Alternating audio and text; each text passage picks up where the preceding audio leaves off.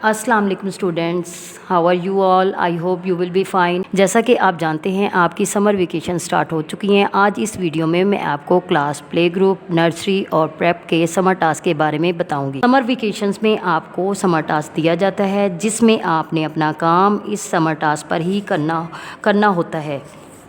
इसके स्टार्ट में एक पेज दिया गया है जिसमें वालिदैन के लिए कुछ हिदायत दी गई हैं। इसके बाद प्ले ग्रुप, नर्सरी और प्रेप का सिलेबस दिया गया है। समर टास्क को आपने बहुत अच्छे से डेकोरेट करना है और हर पेज पर डे और डेट मेंशन की गई है। आपने इसे डेली बेसिस पर पुट करनी है। आपका कुछ काम रिटन फॉर्म में दिया गया है और इसके अलावा कुछ एक्टिविटीज़ कलरिंग की दी गई हैं। आपने इसे अच्छे से कलरिंग करनी है और कुछ कटिंग पेस्टिंग की एक्टिविटीज़ हैं जिन्हें आपने बहुत अच्छे तरीके से करनी है। आपने एक्टिविटीज़ को दी गई इंस्ट्रक्शंस को फॉलो करते हुए सॉल्व करनी है।